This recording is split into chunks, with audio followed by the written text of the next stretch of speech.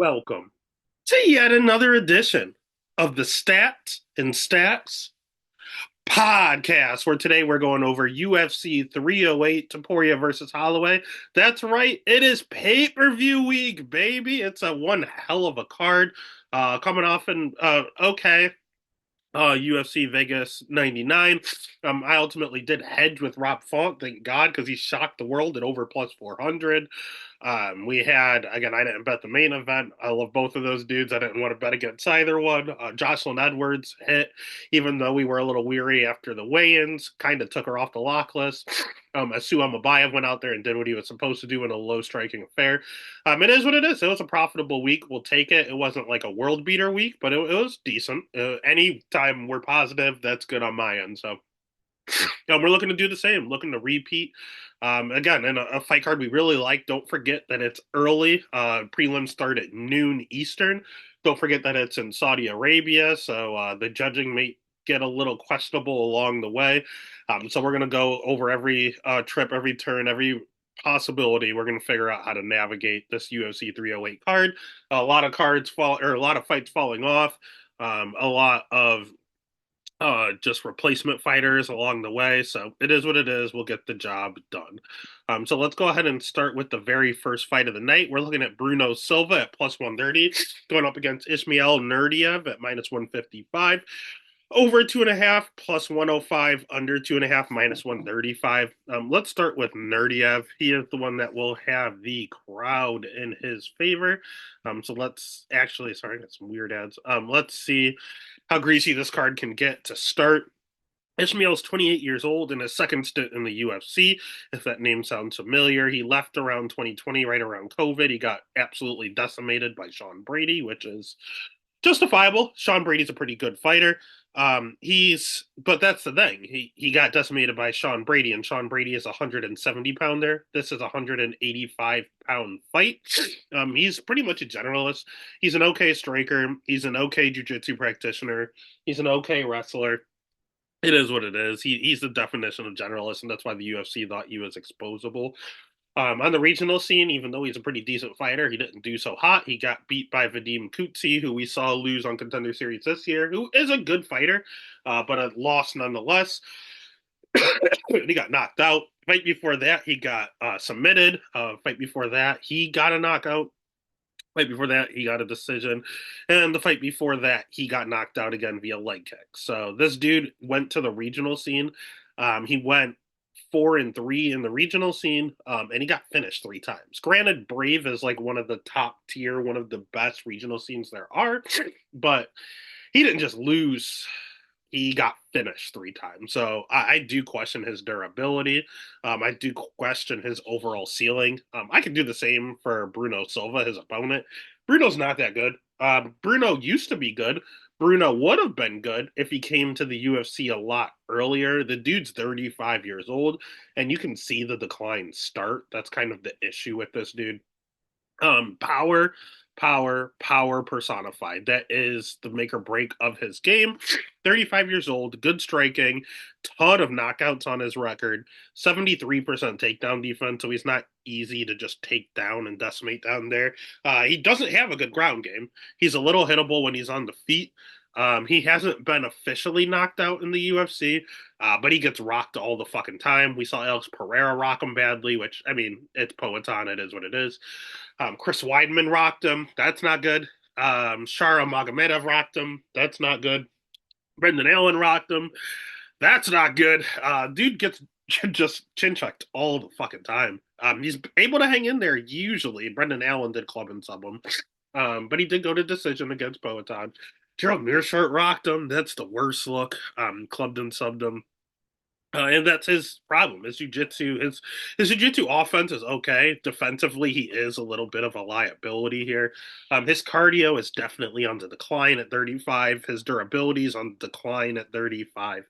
When he gets hit, it's really bad visuals, very bad optically. He overreacts when he gets hit. So you kind of have a generalist against a decent fighter that's declining. Difference is the size, man. Again, Ishmael's fighting at 170 and 175 over on the regional scene. Bruno's a big 185 pounder with power. So If Ismail's getting finished on the regional scene by 170 pounders, there's no way I can take him as a favorite here, making his UFC return. Not a shot. Although the crowd wants Ismail, my pocket's going to want Bruno. So the pick is going to be Bruno Silva. The bet's going to be Bruno Silva, straight dog or pass, no question. Next fight of the night, we're looking at Ivo Oslin at minus 102, Rafael Sequeira at minus 120. Over under set at 1.5. It's a is Evo fight. Over 1.5 plus 110, under 1.5 minus 140. Let's start with Ebo. This is the one that the crowd will want to win in this matchup.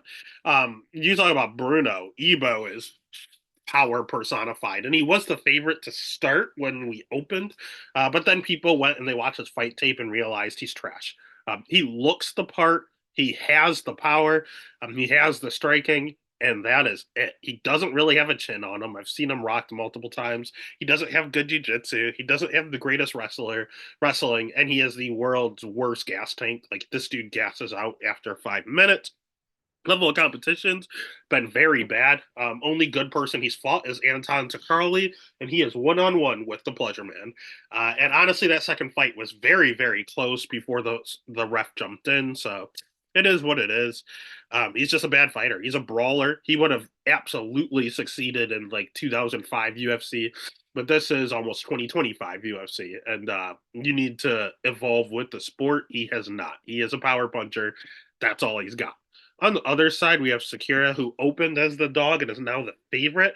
I think part of the reason it flipped is because people realize he trains with Jailton Almeida. They just see that Jailton Almeida name and they're all about it. But he's not really that good of a wrestler. He's more of a striker himself. He's 34 years old. So he's not a prospect. Like, this is the finished product. People like seeing that he's 11-0. That's good.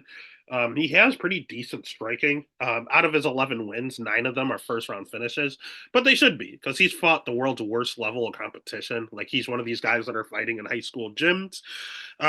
He does have a decision on his record, which I like because then he can go the distance. He can go a hard 15 minutes. Not sure if Ebo can. He has good striking. It's just very, very low volume and very, very patient. He kind of like pressures you with a karate style. It's weird. He keeps his hands extremely low, which I don't like, especially fighting someone like Ebo, who's just going to swing for the fences.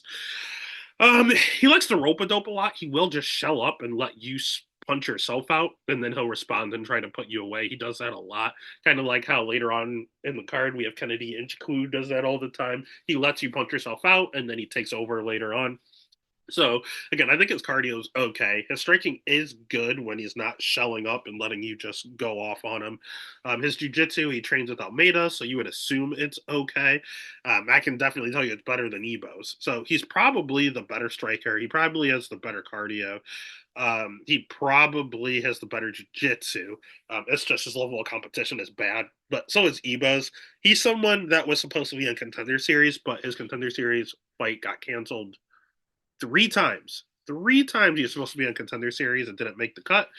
So after a while, they're just like, fuck it. You can just come to the UFC. You're 34. We're not waiting anymore. So he's getting a shot, and he's getting a shot against a winnable fight. Ebo is basically Contender Series level. So this is a Contender Series fight on a pay-per-view card in Saudi Arabia. I'm going to take the more skilled guy. That's why the line flipped. I was happy to jump in and get him at plus 100 right before the line flipped. Do I like him as a favorite?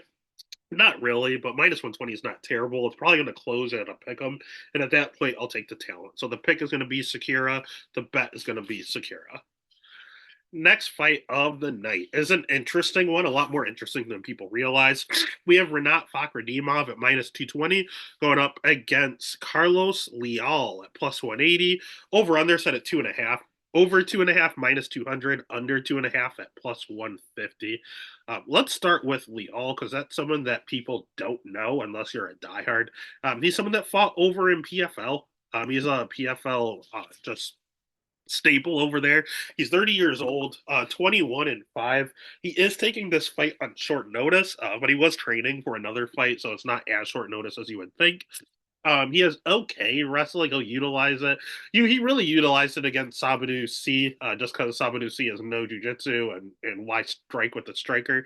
But he does look more comfortable striking, to be honest with you.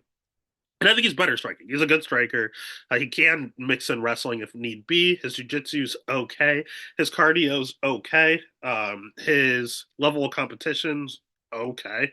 Yeah, man, I don't think he's terrible. Problems I did see in some of his fights is that when someone tries to shoot on him when he wants to strike, it's really delayed sprawl. Like once they get in on his legs, he's pretty good at breaking the grip, circling out, doing what he has to do to avoid the takedown. Like the takedown defense isn't bad; it's his reaction time.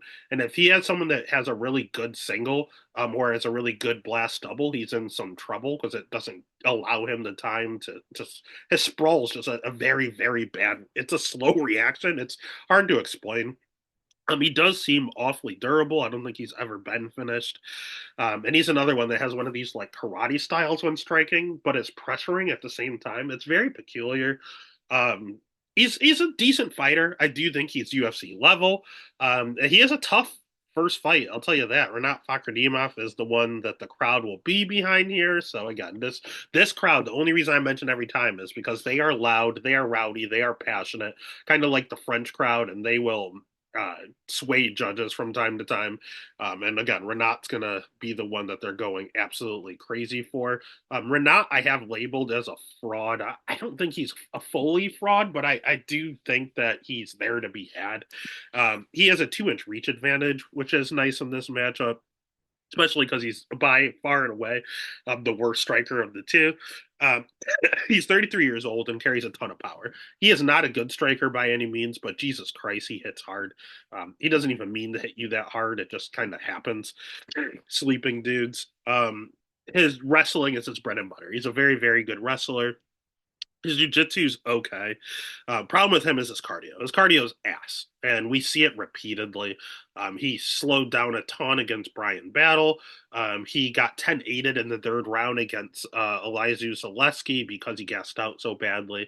His next fight, he followed up with a split decision win over Nicholas Dolby. That could have went either way because he got absolutely pieced up the last 2 rounds because he was tired. He's just very reliant on his power and his wrestling. They tried to give him Nursultan Ruzabayev, who has some of the worst takedown defense I've ever seen at 170. So they were trying to give him a layup. Nursultan dropped out of the fight, and now they're giving him Leal. Again, Leal, I don't think his takedown defense is that good. I think his reaction is just too slow because Renat isn't one of these like someone that's gonna go upper body with you and throw you to the ground. He's someone that has good timing on his takedowns. He's gonna shoot a single. He's gonna shoot a blast double, and that seems to be what what Lual's kryptonite could be. I don't like Renat. I think he's a one-dimensional wrestler. If he finds another wrestler, he's in trouble. If he finds another wrestler with cardio, he's going to lose. I don't think that's what he has here. I'll go ahead and I'll pick Renat. I have a parlay with Renat, and I am petrified. I think Leal is live. But I just his takedown defense really scares me with that reaction time. The best part is probably the over 2.5. So the pick is going to be Renat. I think Leal is durable enough to where it can go the distance. So I'll just take the over 2.5. So the pick is Renat. The bet is the over 2.5 in this matchup. Next fight of the night, we have Farid Basharat minus 600 going up against Victor Hugo Silva at plus 440, over 2.5 minus 240, under 2.5 at plus 170. Let's start with Victor Hugo because this is someone I like a lot. Someone I've been really excited to bet on. And he's just an overall sleeper in the weight class. He's 31 years old. It's funny because his nickname is Striker, but most of his wins are by submission. It makes zero sense. His striking's okay. He's not a bad striker. He's a very good jiu-jitsu practitioner. He's a pretty decent wrestler. He's just finishing personified.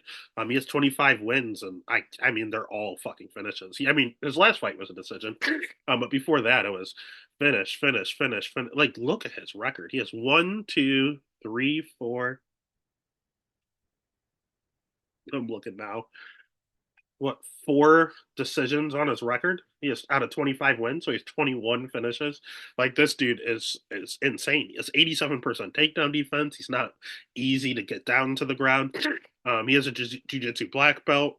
His cardio checks out. He slows down a touch, but he can go a hard 15 minutes without gassing out like Renat. He's just very patient. Kind of like I want to say, who is the dude at 205? Uh, got guillotined by Anthony Smith. Just how he's Brazilian and very patient out there. Hits extremely hard, but just looks kind of like he doesn't care out there, very lethargic. That's kind of how Victor is, but when he does decide to go, he hits extremely hard. When you do grapple with him, he is liable to get that submission. So I don't know, man. I think he's a really good finisher, and I just think he's dangerous. That's the thing. I always want to bet on Victor because he's always a dog, and he's so dangerous that he comes through all the fucking time. But the thing is, I can't do it here. I thought it was Javid Basharat initially, and I was considering betting Victor. But then I realized it's Farid Basharat, who I actually think is the better Basharat, bro, in all honesty.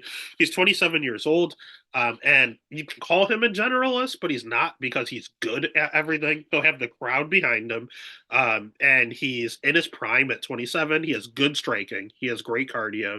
He has good jujitsu. He has really good wrestling. This dude can literally do it all.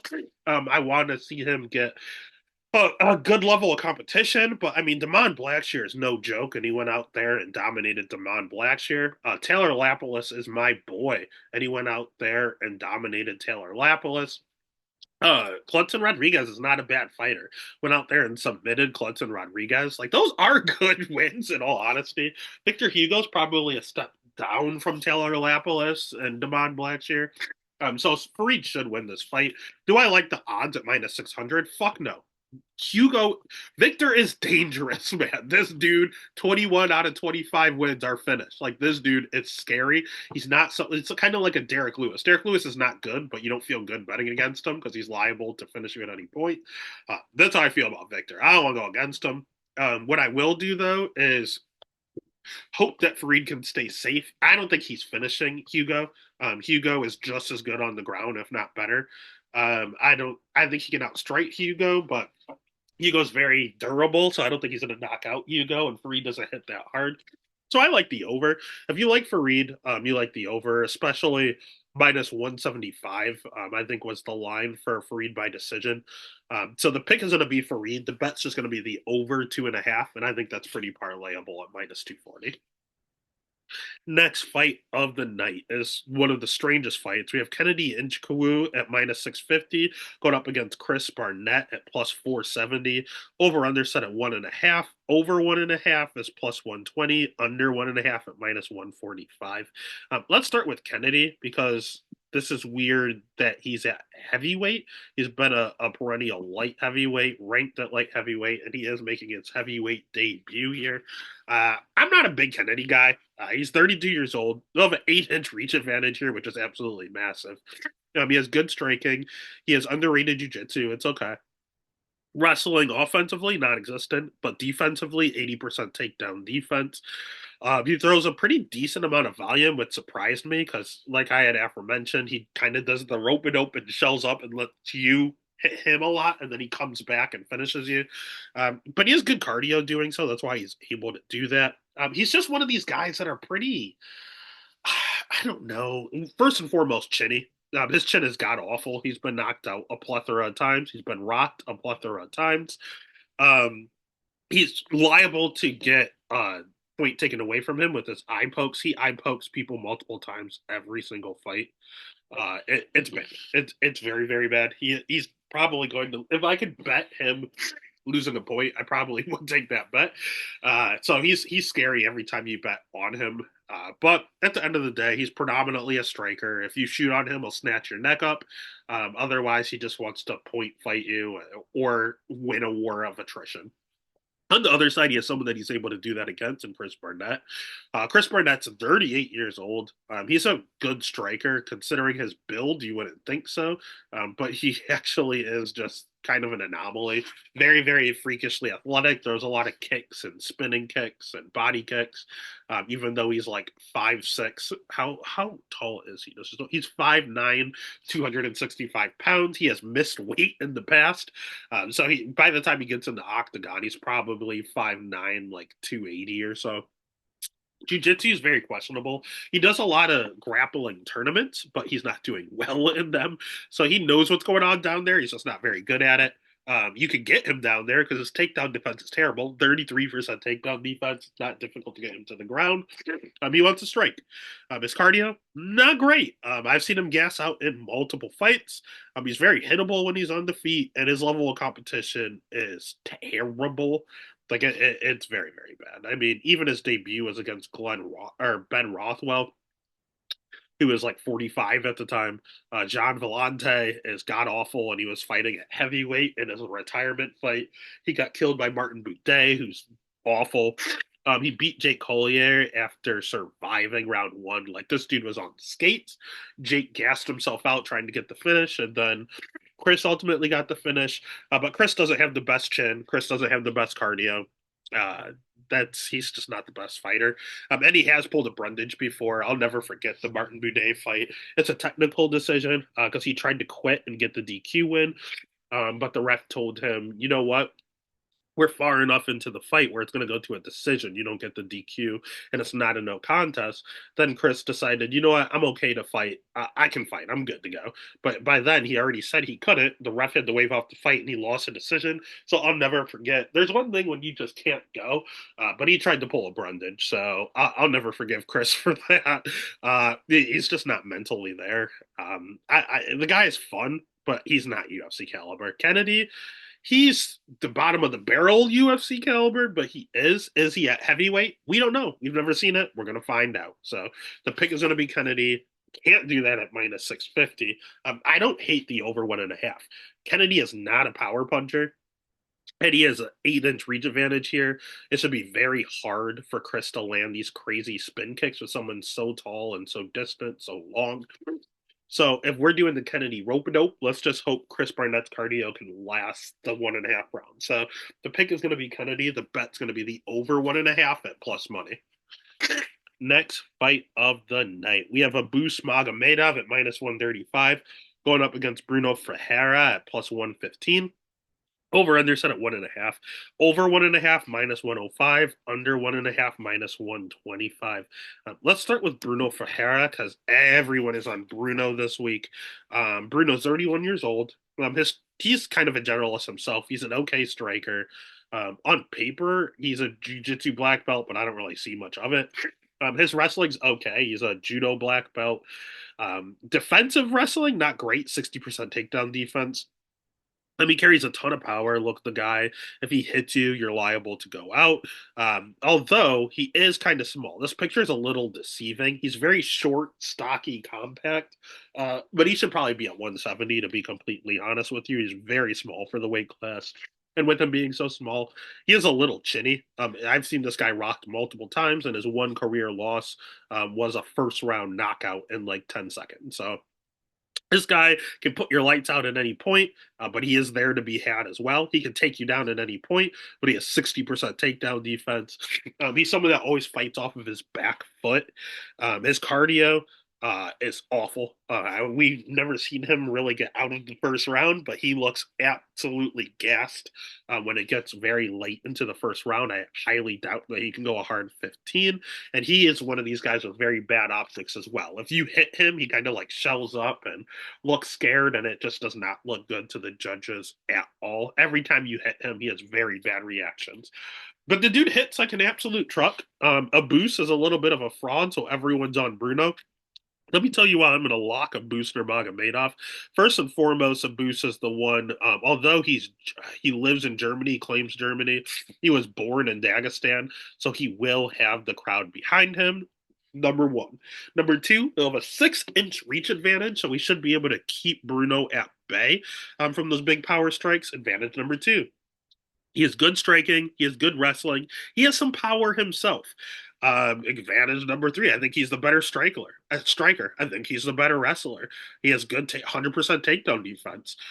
His cardio's trash. His cardio's very bad. That is the worst part of his game. Some people think he's chinny. I don't think he's that chinny. He just death gasses to the point where he gets hit and can't take anymore. He kind of quits in there. His level of competition is very good. His volume's not good.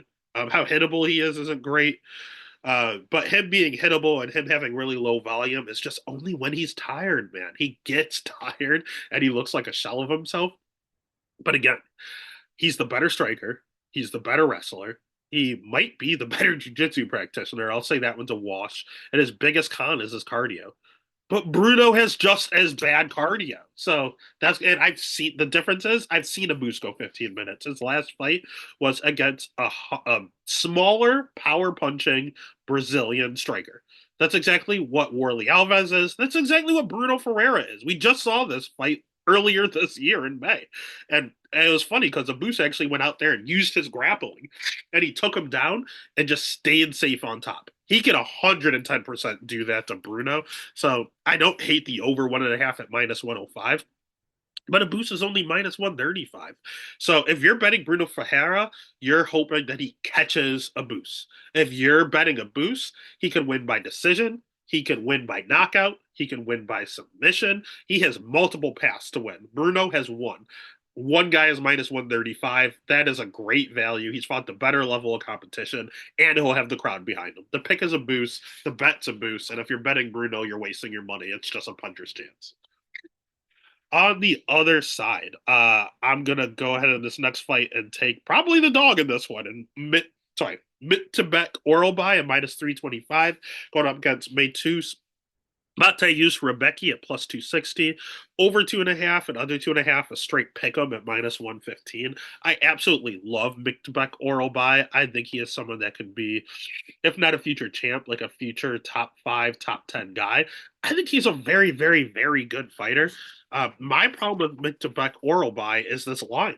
He's 26 years old. It's not even on him. It's not an indictment on him. It's just a line. It's an overcorrection. Oralby is 26 years old. He has an 8-inch reach advantage. He is okay striking, but he hits extremely hard. His striking is much better than Renat's, but it's the same ordeal where his striking is not that clean, but when he hits you, you feel it and guys go out.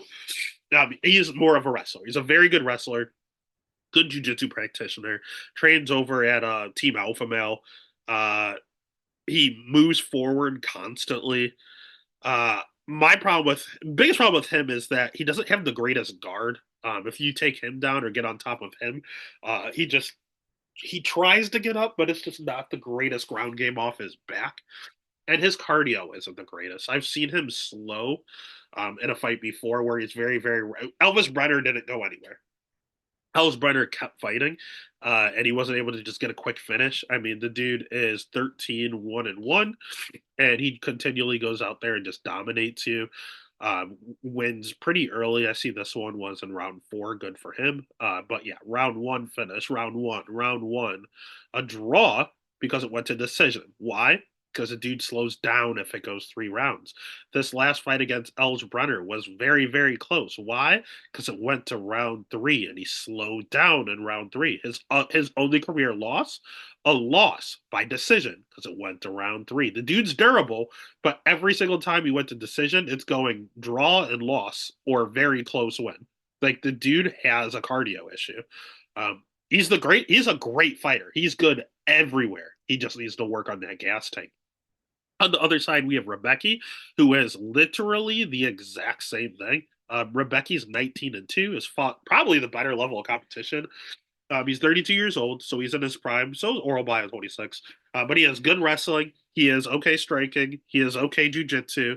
Problem with him is his cardio. He just can't go a hard 15 minutes, just like Oral By.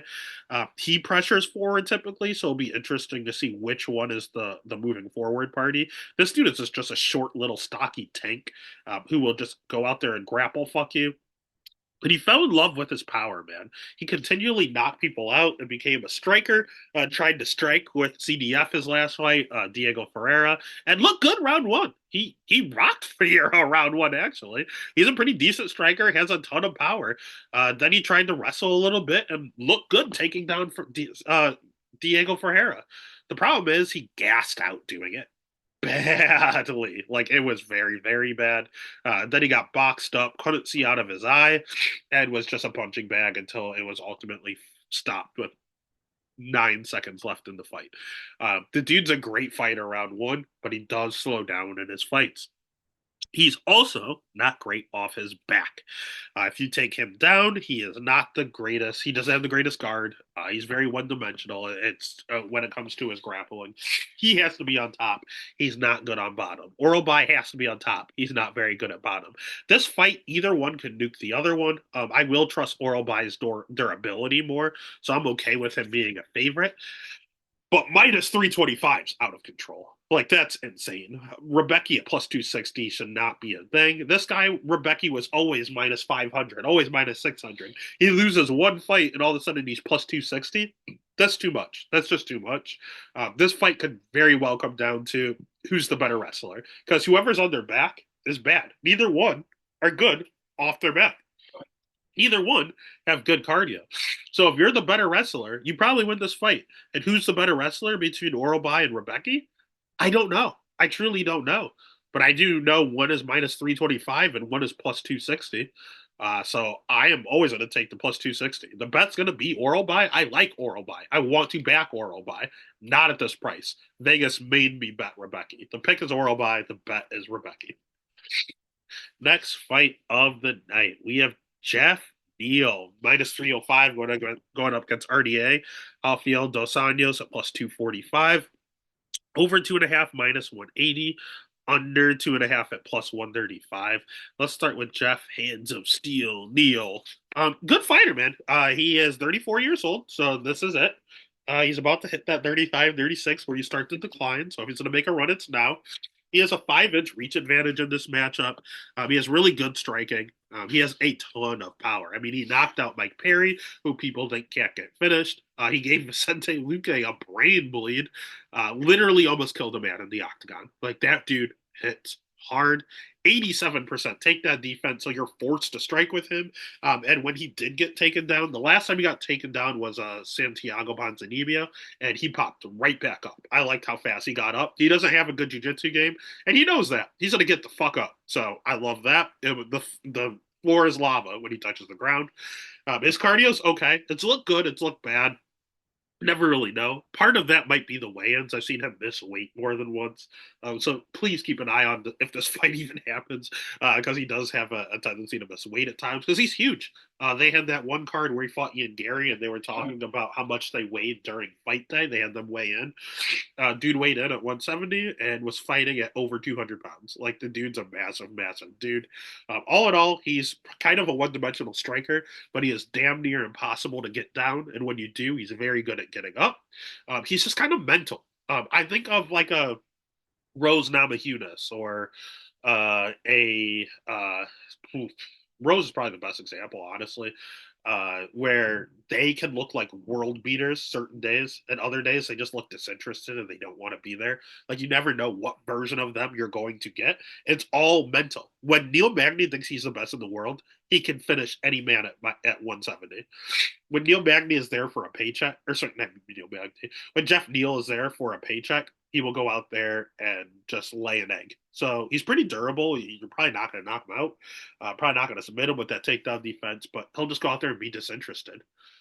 So it's really a matter of what Jeff Neal is showing up. On the other side, we know what's showing up with RDA. Constant professional, but we've seen him a lot. Why? Because he's 39 fucking years old. The dude's super old.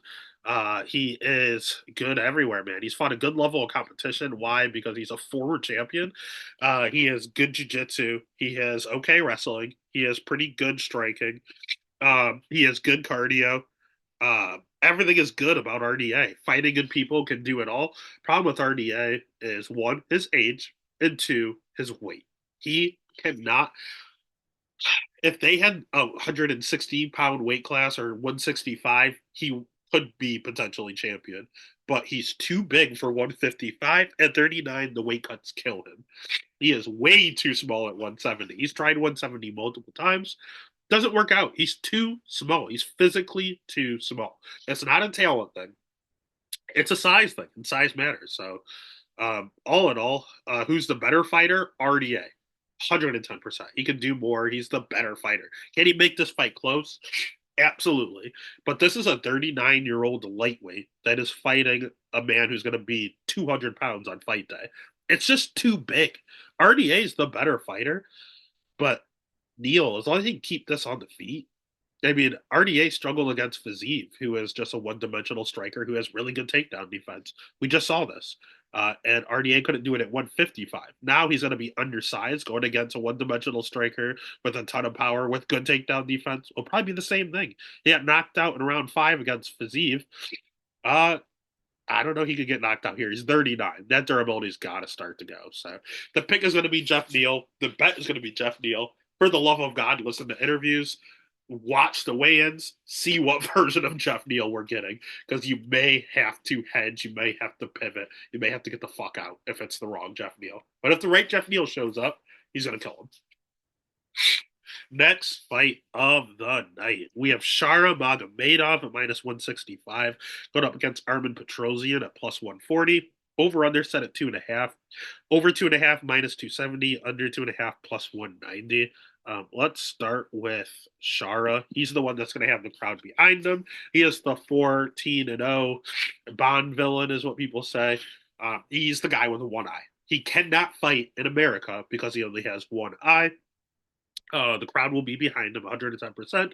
He lives in the area. He's 30 years old, has a 2-inch reach advantage, has a really good striker, has a ton of volume, really high volume, has sneaky good cardio. But that's about it. His jiu-jitsu is ass. It is non-existent. Like, it's not bad. It's not there.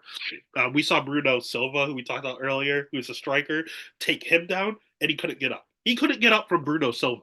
Bruno Silva is a Brazilian striker. He could not get up. So his jujitsu is just non-existent. His wrestling, not good. Takedowns by Bruno Silva. That's not a good look. Antonio Tricali in his last fight, he had one of the worst fence grabs. Tricali probably finishes him if that hits the ground. He grabbed the fence. The ref said, "Hey, sorry, you can't do that." And then let them stay on the feet. And then he ultimately knocked out Tricali. I want to say he did it against Michael Oli and Chaychuk as well. If this guy's against the cage, his takedown defense is hold on to the cage.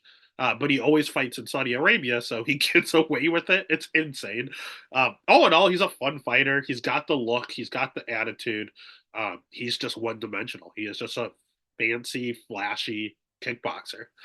On the other side, he is fighting a pretty quiet and reserved kickboxer. They're not going to give him a wrestler. Like that's the end of the day. The UFC is trying to make money. It is a money making business, and they're not going to give him a wrestler. Only problem is they gave him a pretty decent kickboxer in his own right. 8-3 is an unimpressive record. But Armin's good, man, and Armin prints me money. Armin is always a like plus 100 dog. And I just blindly bet Armin as a dog, and he always wins for me. I did not bet him against a black belt hunter, mainly because he has 30% takedown defense. If someone who is a world champion gets you to the ground, I thought that was an issue. And it was, because he got submitted pretty early in the round one. But outside of that, they gave him a striker in CLD, and he was able to go out there and dominate. They gave him a striker in AJ Dobson. He went out there and dominated. They gave him a wrestler in Kyle Barala, or a grappler in Kyle Barala. That was a very, very close fight. They gave him a striker slash grappler in Gregory Rodriguez. They mainly struck, and he went ahead and got the W.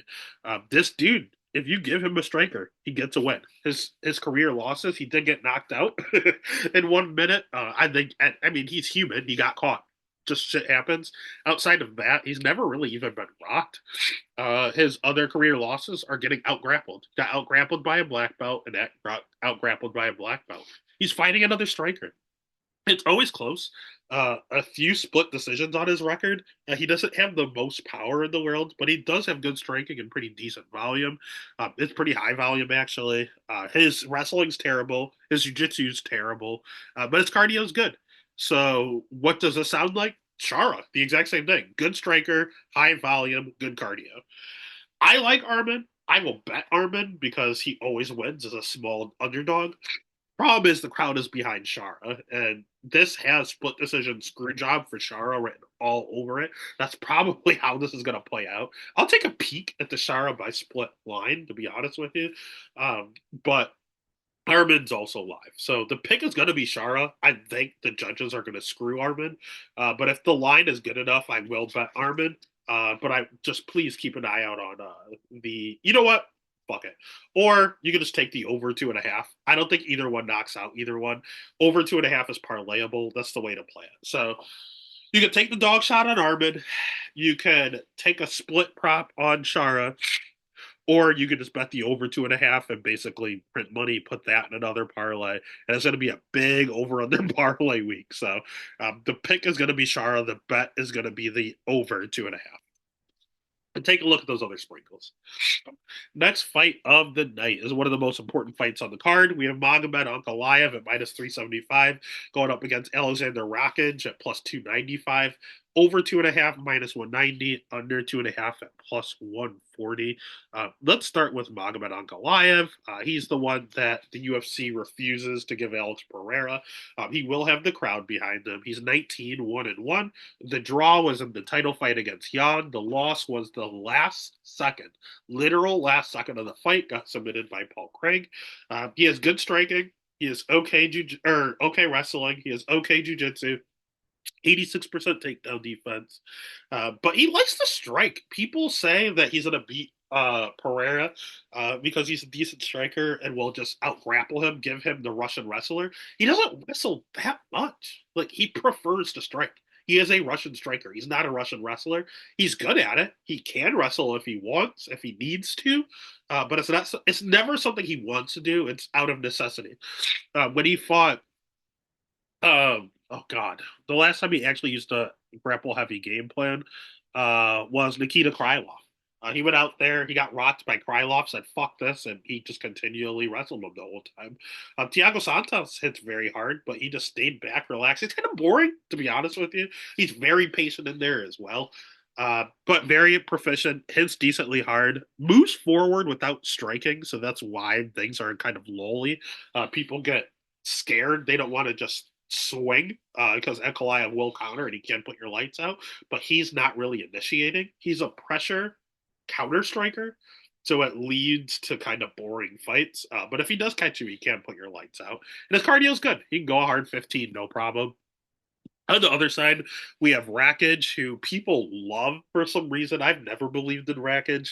I went back to fight tape. He is better than I give him credit. He's not a terrible fighter, but I just can't get behind him. He's 32 years old. He has a 3-inch reach advantage, which is nice. He has pretty decent striking. He has okay wrestling. His jiu-jitsu's okay. He's rocking an 85% takedown defense, so I think this is going to take place predominantly on the feet. Even if Magomed wanted to wrestle, it wouldn't be easy. He throws a ton of leg kicks, wins fights that way sometimes, but he backs up and he counters as well. So we have two counter strikers going at it. It's probably going to be the most boring fight on the card.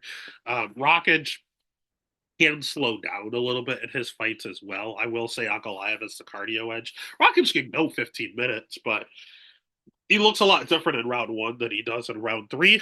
You can chin check him. He's been KO'd more than once. Uh, I just hate that it's counter striker versus counter striker. Those are always boring. This thing probably goes the distance. The over 2.5 at minus 190 is not bad. Ankalaev will have the crowd behind him. So when in a boring counter striker versus counter striker fight, I see Ankalaev winning. They don't want Rockets to win anyway. I mean, they don't want Rockets to fight Poatan either, so you might as well let Ankalaev do it. So the pick is going to be Ankalaev. The bet's actually going to be the over 2.5. Counter striker screams over. Love these totals apparently this week. All right, next fight of the night. We have Lerone Murphy at minus 260 going up against Dan Ige at plus 210. Over 2.5 minus 340. Under 2.5 at plus 240. Let's start with Lerone, the Miracle Murphy. He is okay. He's a good striker. He's been mixing in his wrestling a ton as of late. He's 14-0-1. He is undefeated. Problem is, although he's been mixing in wrestling, that used to be his kryptonite. He has a 46% takedown defense rating currently. His jiu-jitsu's okay. But he does have very good cardio. He does throw pretty decent volume when he wants to. I've seen him throw low volume, and I've seen him go absolutely nuclear with his volume in his last fight against Edson Barboza. So he can throw high volume if he wants to. He's just very proficient. Like, he doesn't have a ton of power, but it looks very clean on the feet. He's not a good wrestler, but he has very good timing. And he gets taken down all the time, but he has a very good get up game. So he's just kind of a pest, kind of annoying. It's very hard to look good against Murphy. And honestly, it's very hard to beat him. Hasn't happened yet. On the other side, we have Dan Ige, who is everyone's favorite fighter, just because of the taking a fight against Diego Lopez on 8 hour notice ordeal in his last matchup at UFC 300. Was that UFC 300? I think so. Or was it 303? 303. Yep, it was 303. He has good striking. He has world class jiu-jitsu. He's a Brazilian jiu-jitsu black belt. Thing with him is his takedown defense. That's how you beat him. 60% takedown defense. He's fought a great level of competition. Diego Lopez, Andre Fili, Bryce Mitchell, Mazvar Evloev, Josh Emmett, Korean Zombie, Calvin Cater, Enson Barboza. Like, he's fought the who's who. He's fought all of the top five in the division. It's just he has great cardio. He'll go. He looked fresher in the Diego Lopez fight when he took the fight on 8 days' notice. Dude's a good striker, sneaky power. Dude hits hard. His problem is his takedown defense. Calvin Cater took him down a few times. Chan Sung Jung took him down 3 times and held him down. Josh Emmett outstruck him in a very close fight. Mazar Evloev took him down and held him down. Bryce Mitchell took him down and held him down. Diego Lopez took him down and held him down. That's the problem with Dan. He gets body triangled and gets stuck. That's what happens repeatedly. Now, Murphy, I feel like this is a striker versus striker matchup. He will mix in a takedown Murphy, but Dan is the better jiu-jitsu practitioner. So I don't, unlike Diego Lopez, unlike Bryce Mitchell, unlike Mazvar Evloev, where these guys are kind of a wash on the ground, Chan Sung Jung, all those guys are black belts. Lerone Murphy, he's okay on the ground, but Dan's better. Dan should probably be able to get up. And then we look at striker versus striker. Why waste your energy? Striker versus striker matchup. This is 50-50. And I have seen the Lerone Murphy chin check multiple times. I've never seen Danny Gay chin checked. He's a cast iron Hawaiian chin like Max Holloway. If anyone's getting hurt, it's Lerone Murphy. And Lerone Murphy is the minus 260 favorite. Yeah, man. I think it's dog or pass. The pick is going to be Dan Ige. The bet's going to be Dan Ige. Better level of competition, more ways to win. Then we're into the big ones. We're into the co-main event of the evening. The Reaper, Robert Whitaker, plus 210, going up against Hamzat Chimaev at minus 260. Over 2.5 plus 100, under 2.5 minus 130. Let's start with the veteran, Bobby Knuckles. Bobby Knuckles is 33 years old. He has good wrestling. He has good striking. He has a great level of competition. He is the former champion of the weight class. His jiu-jitsu is okay. His cardio is world class. His fight IQ is world class. His volume is very good. He has 82% takedown defense. He has everything you want. Two issues. One, former 170-pound fighter. He's usually a little smaller. He's usually the smaller one there. Again, he's beat the bigger guys. He beat Yoel Romero twice. But we did see the size be a factor in the Izzy fight. We saw the size be a factor in the DDP fight. If you're much bigger than him, he will struggle a little. Paulo Costa was able to crack him. That's his other problem. Chin, awful. God awful. If Bobby Knuckles had a chin and Bobby Knuckles was just a smidge bigger, he'd be undefeated. But God gave him cardio.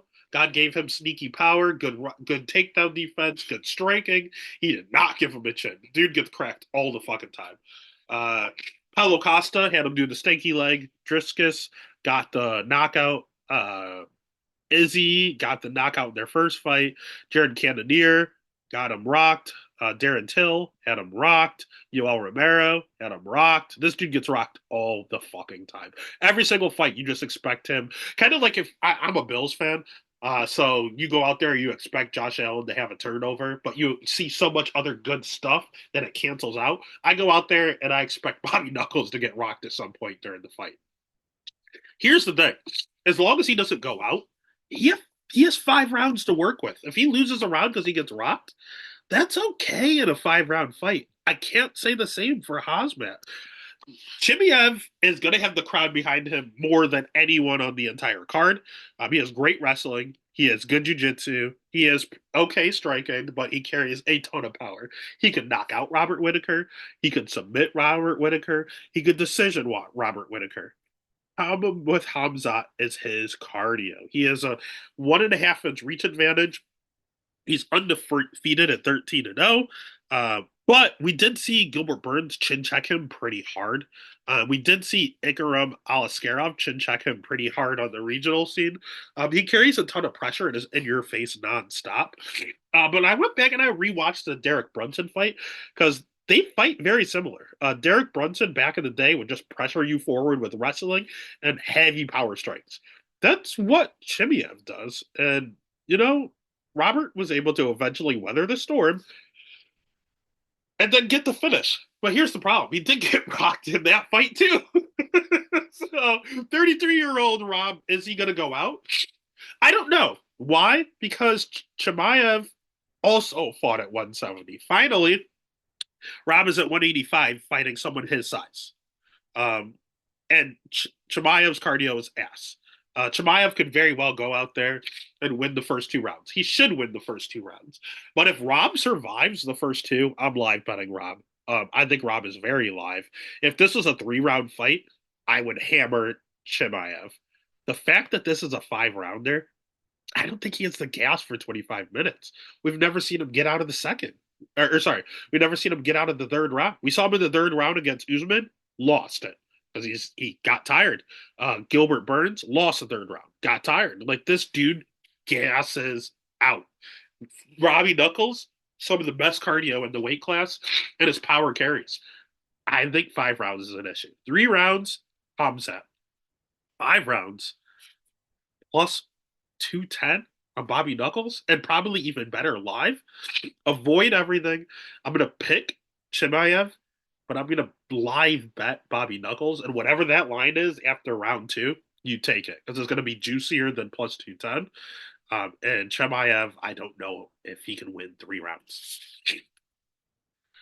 Then we're at the main event of the evening. If you haven't already, make sure you smash that like button, hit subscribe, give a follow over on Twitter, Instagram, TikTok, wherever there's social media. There's the Stats and Stacks podcast. We have Ilya Topuria minus 240 going up against Max Holloway at plus 195. Over under set at 2.5. Over 2.5 minus 170. Under 2.5 at plus 125. Let's start with the champ. Out of respect with Ilya Topuria, he's a good fighter. I mean, he's the champ for fuck's sake. He's 15 and 0, undefeated. He's 29 years old in his prime. He has good striking. He has good jiu-jitsu. Sorry, he has good striking. He has great jiu-jitsu. He has good wrestling. He has a ton of power. He pressures like a motherfucker. No one's ever going to back him up. He's always the one going forward. His cardio, just like Hamzat, is his issue. We've seen him slow down. I haven't seen him gas out. That's not true. The Yusuf Zalal fight, he did gas out, but he took that on a week's notice, so I'll cut him a little slack. But he did slow down in the Josh Summit fight. He lost round 5 there. And that's the only time we saw him go 5. We saw him beat Volk in round 2 to win the title. We saw him go 3 rounds against Bryce Mitchell, and his cardio looked okay there, but he definitely slowed down a little bit. We saw him go 3 rounds. Let's see. What else did he go 3 rounds? Just Yusuf, huh? Yeah, just Yusuf, Josh Emmett. Yusuf and Josh Emmett. Yeah, good on him. Why? Because he finishes everywhere. He's a very good jiu-jitsu practitioner. He can submit anyone, and he can knock anyone out. The dude is good everywhere. Striking, dangerous. Ground game, dangerous. Wrestler, usually the better wrestler. So he's an overall very good fighter. It's just a matter of can he do it for 5 rounds. We know Max Holloway can. Max Holloway is a better level of competition. He's the former champion. He has great striking. He is okay, underrated jiu-jitsu. 84% takedown defense. It's very tough to get him down to the ground. World-class cardio, ungodly volume. He throws twice as much as Ilya Topuria does on the feet. He's a good fighter, man. Problem with Max is he had a Volk problem. He had 7 losses, and 3 of them are to Volk. And when you go back and you dissect his losses, his very first career loss was to Dennis Bermudez. That was a split decision, and Dennis that was a weird fight. I thought Max won, but Max was also 19 at the time. He then fought Conor McGregor. Or sorry, he was 20 at the time. He then fought Conor McGregor before anyone knew how good Conor McGregor was. That was back in 2013. Max was 20 years old, and he got outboxed by a boxer. He then went on a huge run and didn't lose his next fight until 6 years later against Dustin Poirier. That fight was up a weight class, kind of on short notice, honestly. But up a weight class against Dustin Poirier. Very close fight, but he got outboxed by a bigger boxer. Then he ran into the Alexander Volkanovski issue. So where he got outboxed by a better boxer. Volk didn't win because he went out there and grappled him. You don't go out there and grapple Max to death. You outbox him. And it's very tough to do. And even his Volk losses, one was a split. The first one was extremely close, and then the third one was not. The third one, he got dominated. And that's the first time we ever saw him dominated since Connor back in 2013. The Dustin Poirier fight was very close. So he's in very, very, very close boxing fights, or he goes out there and he drowns you. Topuria goes out there and knocks you out. But I don't think he can just go put Max Holloway out. He's never been hurt. A lot of it is just a homer. I've been watching Max for 12 years now. So, I mean, I, I don't want to see Max lose. I know it's a little bit of a homer pick. I think Topuria's probably the right side. I will go ahead and pick Topuria to win because he has multiple ways he can win, whether it be by trying to grapple and mix it in like Volk did, or just trying to outbox him. But it'll be very close. It'll be very hard. He could potentially catch Max. Max isn't perfect. I've seen Max drop before. Justin Gaethje dropped him for the first time. Technically, Dustin Poirier dropped him. So I know they don't mark them as knockdowns, but he got dropped twice. I saw it. So at the end of the day, Topuria's the rightful favorite. A lot of it is just a homer pick on Max. A lot of people will be homering picking Max, but Vegas is making us do it. I know they're tempting us. I know it's a trap, and I know it's a mistake, but I'm not going to stop. The pick is going to be Taporia. The bet is going to be Max Holloway plus 200 Max Holloway. I can't resist. And that's UFC 308. Again, don't forget it is an early card. It's a fun card. With all these totals, honestly, it should probably be a profitable card. Let's go ahead. Let's enjoy ourselves and let's make some money, baby. Let's get it.